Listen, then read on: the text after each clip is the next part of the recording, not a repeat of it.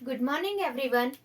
हमने मनोविज्ञान के अधिगम के सिद्धांत प्रारंभ कर रखे हैं, जिसमें हमने लास्ट क्लास में थॉर्नडाइक का सिद्धांत पढ़ लिया। आज हम पढ़ेंगे आईपी पावलोव का अनुकूलित अनुक्रिया सिद्धांत। अनुकूलित अनुक्रिया सिद्धांत को पढ़ने से पहले हम यह जानेंगे कि यह किसके द्वारा दिया गया था। यह दिया गया था IP Pavlov, Ivan Patrick Pavlov के द्वारा दिया गया था। कब दिया गया था? 1904 में दिया गया था। रूस के मनोवैज्ञानिक हैं यह। इन्हें इसी नोबेल पुरस्कार से भी इन्हें सम्मानित किया गया था। नोबेल पुरस्कार से भी यह सम्मानित है। अनुकूलित अनुक्रिया सिद्धांत किसके द्वारा दिया गया? आईपी पावलोव के द्वारा दिया गया। कब दिया गया? 1904 में दिया गया, रूस में दिया गया, नोबेल पुरस्कार से सम्मानित है यह। और यह मनोवैज्ञानिक ना होकर यह शरीर वैज्ञानिक थे। यह सारे प्रश्न शरीर वैज्ञानिक थे। यह सारे प्रश्न चारों के चारों क्लास स्टार्ट होते ही मैं आपको बता देती हूँ कि यह सारे एग्जाम में आ चुके हैं। तो हमें जहां से प्रश्न पढ़ते हैं हमें उस पर ध्यान देना है। सारी रामायण पढ़ने की जरूरत नहीं है। जहां से मेन प्रश्न आए आप मेन टॉपिक को देखिए। अनुकूलित अनुक्रिया सिद्धांत किसने दिया? आईपी पावलोव ने दिया। कब दिया? 1904 में दिया। कहा? रूस में दिया। नोबेल पुरस्कार से सम्मानित कौन है? यह आईपी पावलोव है। कौन थे? मनोवैज्ञानिक थे या फिर यह शरीर वैज्ञानिक थे। यह चारों एग्जाम में, लास्ट एग्जामों में पूछे जा चुके हैं। उसके बाद हम आते हैं अनुकूलित अनुक्रिया सिद्धांत। इसे क्या कहेंगे? Conditional response theory. Conditional response theory, अनुकूलित अनुक्रिया सिद्धांत। इसे हम शॉर्ट में कहें, इसे सीआर थ्योरी के नाम से भी जाना जाता है। अगर आपके एग्जाम में आए सीआर थ्योरी क्या है तो यही है। ठीक है, अब हम इसके नामों के बारे में जानेंगे। इसके कौन कौन से नाम है? इसके कई नाम है। नामों से और यहाँ से यह फर्स्ट जो स्लाइड है, इससे कई प्रश्न लास्ट एग्जामों में आप देख चुके हैं। आप पुराने पेपर उठाकर देखिए, आपको पता चलेगा इस एक स्लाइड में से कितने प्रश्न बन चुके हैं। तो इसके पुराने नाम कौन कौन से? इसके अन्य नाम: परंपरागत अनुबंधन का सिद्धांत, शास्त्रीय प्राचीन अनुबंधन का सिद्धांत, अनुकूलित अनुक्रिया का सिद्धांत और प्रतिवादी अनुबंध का सिद्धांत, प्रतिस्थापक सिद्धांत, संबंध प्रतिक्रिया का सिद्धांत। यह सभी इसके अन्य नाम है। अब यह नाम क्यों है, क्या है, यह आगे हम जब आपको सूत्र, ये आगे सिद्धांत समझाऊंगी तब आपको पता चलेगा। परंपरागत अनुबंधन का सिद्धांत, प्राचीन अनुबंधन का, क्योंकि यह सबसे प्राचीन अनुबंधन शब्द को लाने वाले, अनुबंधन के पिता आईपी पावलोव को कहा जाता है। अनुबंधन शब्द को लाने वाले कौन थे? अनुबंधन शब्द को लाने वाले थे आईपी पावलोव। इन्हें अनुबंधन का पिता कहा जाता है, इसीलिए यह परंपरागत प्राचीन सिद्धांत के नाम से जाना जाता है। अनुकूलित अनुक्रिया का सिद्धांत, प्रतिवादी अनुबंध का सिद्धांत, प्रतिस्थापक, यह किस प्रकार से है कि अस्वाभाविक उद्दीपक के प्रति भी स्वाभाविक प्रतिक्रिया होना ही इसके अंतर्गत आता है। अब क्या है वह आगे सिद्धांत में जब मैं आपको समझाऊंगी तब यह चारों के चारों क्यों इसके नाम पढ़े हैं ये आपको समझ में आएगा। अब आप आगे सिद्धांत को पढ़ने से पहले एक बार इस स्लाइड का स्क्रीनशॉट लीजिए। देखिए, अभी लास्ट स्लाइड में हमने पढ़ा था अनुकूलित अनुक्रिया का सिद्धांत। अनुकूलित अनुक्रिया का सिद्धांत किसके द्वारा दिया गया? आईपी पावलोव के द्वारा दिया गया। कब दिया गया? 1904 में दिया गया। कहाँ दिया गया? रूस में दिया गया। और इन्हें नोबेल पुरस्कार से इसीलिए सम्मानित किया गया। यह सारी बातें पढ़ी, इसके हमने नाम पढ़े। अब उन नामों को एक तो आप रट लो, और यह नाम क्यों पढ़ा, क्या है, वो चीज समझनी है तो अब आप इस सिद्धांत को समझिए। यदि आपने ये वाली स्लाइड समझ ली तो आप समझ लीजिए आपने अनुकूलित अनुक्रिया का सिद्धांत, सीआर थ्योरी का सिद्धांत आपने समझ लिया है। आईपी पावलोव ने क्या दिया है। अब इस पूरे चार्ट पर चलने से पहले मैं आपको एक बात समझाती हूँ। इवान पेट्रिक पावलोव ने एक परीक्षण किया। किस पर किया? इन्होंने परीक्षण किया था कुत्ते पर किया था। इन्होंने कुत्ते पर किया था। कैसे किया? इन्होंने एक कुत्ते की गले की नली का ऑपरेशन किया, पैरोटिक ग्रंथि का ऑपरेशन किया। पैरोटिक ग्रंथि का ऑपरेशन करने के उपरांत इन्होंने क्या किया कि इन्होंने कुत्ते की पैरोटिक ग्रंथि का ऑपरेशन किया और उसकी जो ग्रंथि से है उसको एक जार में, कि जब भी ये लार टपकाएगा वो लार एक जार में आएगी, इस तरीके से उसकी पैरोटिक ग्रंथि का ऑपरेशन किया। यह तो इन्होंने उसका ऑपरेशन कर कर एक तो जार में रखा इसका, ठीक है, ये काम किया इन्होंने। इन्होंने कुत्ते की पैरोटिक ग्रंथि का ऑपरेशन किया ताकि जब भी वह लार टपकाए तो वह लार सीधी एक जार में आए। और सामने इन्होंने उद्दीपक के रूप में रखा मांस का टुकड़ा। और जब भी कोई परीक्षण होता है कि सामने जो भी जानवर रखा जाता है वह भूखा होता है। अब कुत्ता था भूखा, जैसे ही मांस उसके सामने आएगा तो वो लार टपकाएगा। वो लार टपकाएगा ना, कॉमन सी बात है, जब कोई भूखा है और उसके सामने कोई खाने की चीज आएगी लार टपकेगी। अब वो लार की मात्रा क्या है वो आगे अभी इस चार्ट में समझेंगे। जैसे वो लार टपकाएगा वो सीधी इस जार में आएगी। यह उसके द्वारा परीक्षण किया गया। अब पैट्रिक पावलोव ने क्या करा, उन्होंने दिया यूसीएस, उसको कहेंगे भोजन, उसको कहेंगे भोजन। यूसीएस दिया उन्होंने, यूसीएस यानी कि भोजन दिया इन्होंने। अनकंडीशनल उद्दीपक उन्होंने दिया, भोजन, उसको कहेंगे भोजन। स्वाभाविक उद्दीपक, इसको क्या कहेंगे, स्वाभाविक उद्दीपक भी कह सकते हैं या फिर मूल उद्दीपक भी आप इसको कह सकते हो, इसे आप मूल उद्दीपक भी कह सकते हैं। भोजन रखा, लार आएगी, कॉमन सी बात है, जब कोई सामने भूखा है तो भोजन सामने देखकर लार आएगी। कुत्ते ने लार टपकाई, स्वाभाविक उद्दीपक के प्रति स्वाभाविक अनुक्रिया कर दी कुत्ते ने। कुत्ते का ऑपरेशन करा पैरोटिक ग्रंथि का, स्वाभाविक उद्दीपक भोजन दिया, भोजन में मांस दिया था, मांस का टुकड़ा दिया था और स्वाभाविक अनुक्रिया हो गई, जार में लार आ गई, ठीक है। फिर उसने क्या करा, यही प्रक्रिया फिर दोबारा अपनाई। उसने कई बार यह किया, भोजन, उसको भूखा रखा, भोजन दिया और उसने स्वाभाविक करी। फिर उसके बाद उसने क्या करा कि जैसे ही भोजन दिया उससे जस्ट पहले उसने घंटी बजाई, सीएस दबाई, सीएस यानी कि कंडीशनल उद्दीपक दिया, उसने घंटी बजाई और उसके बाद उसने भोजन दिया। तो कृत्रिम उद्दीपक और उसके बाद स्वाभाविक उद्दीपक, उसने घंटी बजाई और उसके बाद उद्दीपक दिया, पर घंटी से भी उसने कोई संबंध स्थापित नहीं किया, वह लार टपकना स्वाभाविक उद्दीपक हुआ। बार बार उसने ऐसे ही किया, घंटी बजी फिर भोजन आया, घंटी बजी फिर भोजन आया और वही लार टपकने वाला वो सिस्टम पहले चल ही रहा था। तो यानी कि पहले तो उसने क्या करा, सिर्फ उसको भोजन दिया, स्वाभाविक उद्दीपक, स्वाभाविक अनुक्रिया, यूसीएस यूसीआर।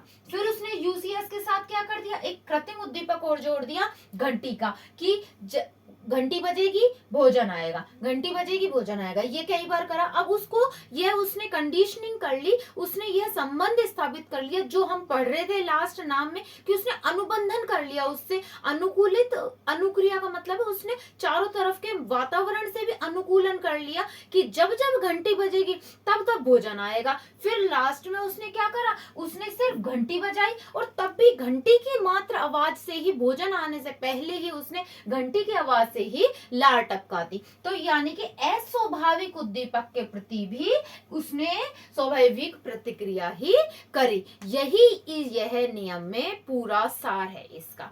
सबसे पहले यूसीएस दिया, स्वाभाविक उद्दीपक, यूसीआर स्वाभाविक अनुक्रिया, स्वाभाविक उद्दीपक के साथ सीएस कृत्रिम उद्दीपक दिया, स्वाभाविक प्रतिक्रियाएं।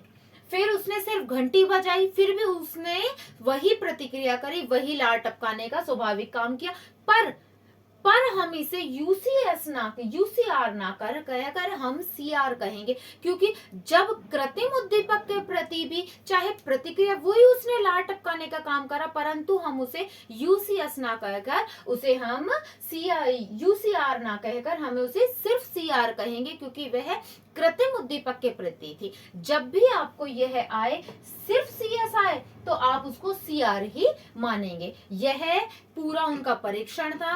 कुत्ते की पैरोटिक ग्रंथि का ऑपरेशन किया, स्वाभाविक उद्दीपक, स्वाभाविक अनुक्रिया, फिर बार बार स्वाभाविक उद्दीपक के साथ कृत्रिम उद्दीपक, वही स्वाभाविक प्रतिक्रियाएं, किंतु उसे स्वाभाविक प्रतिक्रिया ना कहकर सीआर यानी कि अस्वाभाविक कहेंगे, अस्वाभाविक प्रतिक्रिया कहेंगे। यह इन्होंने किया था। इसीलिए इसे, इस सूत्र का जो हमने पढ़े थे ना, अनुकूलित अनुक्रिया का सिद्धांत, कि वह अपने आसपास के वातावरण से भी अनुकूलन कर लेता है कि जब जब घंटी बजेगी तब तब भोजन आएगा। इसलिए इसका नाम क्या आया? अनुकूलित अनुक्रिया का सिद्धांत। प्रतिस्थापक का सिद्धांत नाम इसलिए पड़ा क्योंकि घंटी ने भोजन का स्थान ग्रहण कर लिया। पहले भोजन से ही लार टपकती थी, अब घंटी की आवाज से भी भोजन कर ली, इसलिए इसे प्रतिस्थापक या संबंध स्थापित कर लिया उसने घंटी। इसलिए इसे संबंध प्रतिबद्धता का सिद्धांत भी कहते हैं, इसे अनुबंधित सिद्धांत भी कहते हैं, इसीलिए इसे सीआर थ्योरी का सिद्धांत भी कहते हैं, इसे उद्दीपक अनुक्रिया का सिद्धांत, इसीलिए इसे अनुकूलित अनुक्रिया का सिद्धांत कहते हैं। लास्ट स्लाइड में जो इनसे उपनाम थे वह इसीलिए नहीं समझाए थे कि जब आप यह सूत्र समझेंगे, यह सिद्धांत समझेंगे, तब आपको समझ में आएगा कि इसके नाम क्यों क्यों पड़े हैं, क्या क्या। स्वाभाविक उद्दीपक, स्वाभाविक अनुक्रिया, स्वाभाविक के साथ कृत्रिम उद्दीपक, स्वाभाविक अनुक्रिया, उसे बोलेंगे सीएस के। यदि स्वाभाविक उद्दीपक है तो स्वाभाविक अनुक्रिया कहलाएगी, और यदि अस्वाभाविक उद्दीपक के से लार टपक रही है तो उसे अस्वाभाविक प्रतिक्रिया ही कहेंगे। यह इसका सूत्र था और यही इसके सिद्धांत में सारा मेन बात है। अब इसने कुछ शब्दावलियां और दी हैं, बस वह शब्दावलियां और कर लीजिए। हमारा आईपी पावलोव के सिद्धांत में से जहां से प्रश्न बनते हैं वह पूरा टॉपिक कवर हो जाएगा। देखिए, यानी अब आप समझ गए होंगे कि अनुकूलित अनुक्रिया, जो कार्य हम स्वाभाविक उद्दीपक के प्रति करते हैं, और स्वाभाविक उद्दीपक आया, हमने स्वाभाविक अनुक्रिया करी, और वही कार्य हम अस्वाभाविक उद्दीपक के प्रति भी करने लग जाएं, वही हमारा यह सिद्धांत अनुकूलित अनुक्रिया का सिद्धांत होगा कि हमने उसके साथ भी अनुकूलन कर लिया है। पहले कुत्ता सिर्फ भोजन को से लार टपकाता था, अब उसने अनुकूलन कर लिया कि घंटी बजेगी तभी भोजन आएगा, तो वह उससे भी, घंटी से भी लार टपकाने लग गया। मानो जैसे कोई बहू है, उसका जब भी ससुर आता है ऐसे खांस कर आता है तो वह अपने झट से घूंघट निकाल लेती है। अब उसने कंडीशनिंग कर ली कि जब भी खांसने की आवाज आएगी तो उसे घूंघट निकालना है। मान लो अब उस, जैसे इसका जब भी स्वाभाविक उद्दीपक की ससुर आता है वह घूंघट निकालती है, और सामने से कोई और निकल कर जा रहा है, वो कमरे में बाहर से कोई ऐसे खांसते हुआ आया, उसे लगा ससुर आ गया, उसने फिर से वही घूंघट कर लिया। यानी कि उसने खांसने से क्या कर ली, वही कंडीशनिंग कर ली कि जब खांसने की आवाज आएगी उसके ससुर आएंगे और उसे घूंघट करना। इसी तरीके से एक बालक है, वह बालक बादल की गर्जना की आवाज से, तेज आवाज से डरता है, तेज आवाज से डरना। अब उसने तेज आवाज से कंडीशनिंग कर ली है कि हाँ उसको डर लगता है। अब किसी और बादल के गरजने के बजाय यदि किसी और चीज की भी आवाज आएगी तो उस वैसा ही डरेगा जैसे उससे कि तेज आवाज है, उसने वही स्वाभाविक अनुक्रिया करी। जब मान लो कोई तेज बर्तन गिरने की आवाज आ गई, कोई तेज बोल भी गया, तो वह उससे वैसा ही डरेगा। बच्चे हॉस्टल में रहते हैं और जैसे ही घंटी बजती है वह लंच के लिए चले जाते हैं। हॉस्टल में घंटी, उन्होंने अब ये देख लिया कि जब घंटी बजेगी उन्हें लंच के लिए जाना है। अब किसी दिन किसी ने कोई गलती से भी घंटी बज गई तो वो वही स्वाभाविक प्रतिक्रिया करी उन्होंने कि वो भोजन के लिए चले गए। यानी कि अस्वाभाविक उद्दीपक के प्रति भी स्वाभाविक अनुक्रिया ही करने लग जाता है। वह आसपास की अन्य चीजों से भी वह संबंध स्थापित कर लेता है। वह कृत्रिम उद्दीपकों के प्रति भी वही स्वाभाविक अनुक्रिया करता है। वही यह सिद्धांत के अंतर्गत कहा गया है। अब मुझे लगता है आप लोगों को यह समझ में आ गया होगा। यह सारी चीज जो स्वाभाविक उद्दीपक, स्वाभाविक अनुक्रिया, स्वाभाविक के साथ कृत्रिम उद्दीपक, फिर भी वही स्वाभाविक अनुक्रिया कहलाए। बार बार यही प्रक्रिया हुई, अंत में ऐसी स्थिति आ जाती है कि वे अस्वाभाविक उद्दीपक के प्रति भी स्वाभाविक प्रतिक्रिया ही करने लग जाता है, पर उसे हम स्वाभाविक ना कहकर हमें उसे CR ही कहना पड़ेगा, अस्वाभाविक प्रतिक्रिया ही कहना पड़ेगा। कुछ शब्दावलियों का प्रयोग पेपर में आई हुई है, इसलिए मैं बता देती हूँ। पावलोव के द्वारा किया गया विलोपन का सिद्धांत। विलोपन का सिद्धांत है कि एक बार बार किसी चीज का प्रयोग किया जाए तो वह धीरे धीरे, मान लो कुत्ते को एक घंटी बजाई, भोजन नहीं दिया, फिर घंटी बजाई, वो एक बार 2 बार तो ऐसा होगा कि घंटी बजेगी, वो वही सोचेगा भोजन आ रहा है, वो लार टपकाएगा। फिर दूसरी बार भी ऐसा हो सकता है कि उसने घंटी बजी, उसने सोचा भोजन आया, लार टपकाएगा। यदि आप बार बार ऐसा ही करेंगे, घंटी बजाएंगे और भोजन नहीं देंगे, तो अंत में ऐसा होगा कि वह प्रतिक्रिया करना बंद कर देगा, विलोपन की स्थिति कहलाती है। जब वह प्रतिक्रिया करना बंद कर देगा तो वो विलोपन होगा। बाह्य अवरोध कि आप लोग उसको घंटी बजा रहे हैं और भोजन दे रहे हैं आप, और यह शांत में होगा, तब तो वह घंटी पर आवाज देगा। आप सड़क पर ले जाओ और घंटी बजा रहे हो और गाड़ियों की आवाज आ रही है और उस टाइम भोजन दे रहे हो, तो वो घंटी की आवाज पर ध्यान ही नहीं देगा, अन्य आवाजें भी आएंगी, उसकी कंडीशनिंग हो ही नहीं पाएगी उससे। इसलिए बाह्य अवरोध का नाम किसने लिया? पावलोव ने लिया। उत्तेजन का नियम की अस्वाभाविक घंटी के प्रति भी वह उतनी ही प्रतिक्रिया करी उसने जैसा वह भोजन के प्रति करा। तो यह उत्तेजना का नियम है कि वह उसके प्रति भी वही उत्तेजना प्रकट करी उसने जो स्वाभाविक उद्दीपक के प्रति करी। यह उत्तेजना का नियम। और उद्दीपक का सामान्यीकरण कि उसने कंडीशनिंग कर ली है कि जब जब घंटी बजेगी तब तब भोजन आएगा, जब जब खांसने की आवाज आएगी तब तब ससुर आएगा। तो उसने कंडीशनिंग कर ली है कि यह आवाज आएगी तब यह कार्य होगा। तो यह उद्दीपक सामान्यीकरण है कि उन्होंने एक संबंध स्थापित कर लिया है। स्वतः पुनर्लाभ कि यदि विलोपन हो गया कि बार बार घंटी बजा रहे हो और उसने प्रतिक्रिया करना बंद कर दिया, हो गया, और कुछ समय बाद, आप महीने भर बाद फिर से यदि आपने वही घंटी बजाई तो वह पुनः लार टपकाएगा, वह पुनः वही कार्य करेगा। यह स्वतः पुनर्लाभ है। यदि कोई व्यक्ति, मान लीजिए आप उससे मिले हुए हैं, आपका बहुत प्रेम है, आपका धीरे फिर कोई समय परिस्थिति ऐसी आई, आपका उससे संबंध विच्छेद हो गया, आपके प्रति आपके मन में कोई विचार थे, भावनाएं थी उसके प्रति, यदि वह साल भर बाद भी आपको मिलेगी तो आपके मन में वही उसके प्रति भाव पुनः जागृत होंगे। यानी कि पूर्व की परिस्थिति का दोबारा वही प्रतिक्रिया करना, पूर्व के उद्दीपक के प्रति वही अनुक्रिया करना, भोजन के प्रति उसने वही अनुक्रिया करी, तो वह बादल गरजे, बालक ने रोना प्रारंभ करा, कुछ टाइम बारिश नहीं आई, शांत रहा, और फिर वही मान लो 6 महीने बाद फिर बारिश आई, वही गर्जना की आवाज आई, तो बालक वही अनुक्रिया करेगा, तो वह स्वतः पुनर्लाभ कहलाता है। यानी कि समय अवरोध के बावजूद भी वही प्रतिक्रिया करना। यह सारे शब्द आईवी पावलोव के एग्जाम में आए हुए हैं, यह इसमें है। अब इसके क्या क्या लाभ हैं हमारे शिक्षा के क्षेत्र में, मैं वह करवाती हूँ, आप इसका स्क्रीनशॉट लीजिए। देखिए, सिर्फ 4 लिखे हैं मैंने उपयोग, 4 में ही सब कुछ समाहित है, कोई भी एग्जांपल आ जाए आप समझ जाएंगे। अक्षर ज्ञान या शब्द ज्ञान कराने में इसका प्रयोग है। बालक को बार बार मान लो आप एप्पल का चित्र दिखा रहे हैं, यह है एप्पल, एप्पल का चित्र दिखाया, एप्पल आपने बार बार दिखाया, अब उसको यह ज्ञान हो गया कि एप्पल है। तो यानी कि यदि वह असली एप्पल को भी बार बार आप दिखा रहे हैं कि ये एप्पल है, तो असली एप्पल उसके सामने आएगा तो वो क्या कह देगा, चित्र में भी कि ये एप्पल है। चित्र दिखा रहे हैं बार बार कि ये एप्पल है, ये एप्पल है, तो असली एप्पल जब उसके सामने आएगा तो वह कह देगा यह क्या है, एप्पल है, यह बनाना है। ऐसे ही तो होता है, हम चित्र के अक्षरों का ज्ञान कराते हैं।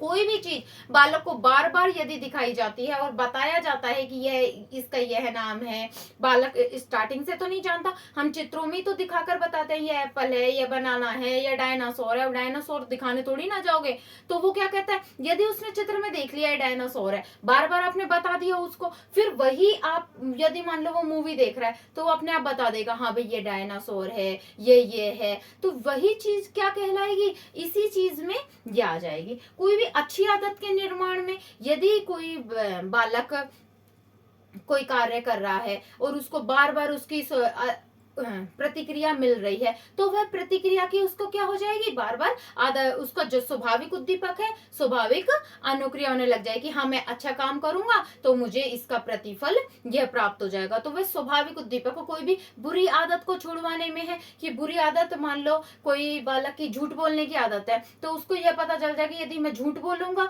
तो बदले में मेरी पिटाई होगी, मेरी डांट पड़ेगी, जो भी चीज है। तो उसको बार बार यदि वही कार्य करने पर वही बार बार प्रतिफल मिलेगा तो उसे इस चीज से संबंध स्थापित कर लेगा, यदि मैं झूठ बोलूंगा तो मुझे यह सजा मिलेगी। यानी कि वह कंडीशनिंग कर लेता है कि यह गलत कार्य है तो गलत कार्य करने से मुझे यह सजा मिलती है, अच्छा कार्य करा तो उसने कंडीशनिंग कर ली कि हाँ मैंने सत्य बोला या पढ़ाई करी, अच्छे नंबर लाया, जो भी अच्छा काम करा तो मुझे अच्छा प्रतिफल मिला, मुझे शाबाशी मिली, उसने ये कंडीशनिंग कर ली। वह कंडीशनिंग कर लेगा तो अपने आप है अनुकूलन कर लेगा। तो इस सिद्धांत के अंतर्गत, अनुकूलित अनुक्रिया के सिद्धांत के अंतर्गत भी यही है कि वह संबंध स्थापित कर लेता है कि यह कार्य होगा तो हमें यह प्रतिफल मिलेगा। यह हमारा था आईवी पावलोव का सिद्धांत। मुख्यतः आप इसकी फर्स्ट स्लाइड में जो आपको बताए गए थे, इसके उपनाम किसने करा, और सेकंड स्लाइड में इसके जो सिद्धांत का प्रयोग है उसको आप आवश्यक रूप से याद करिएगा। Thank you.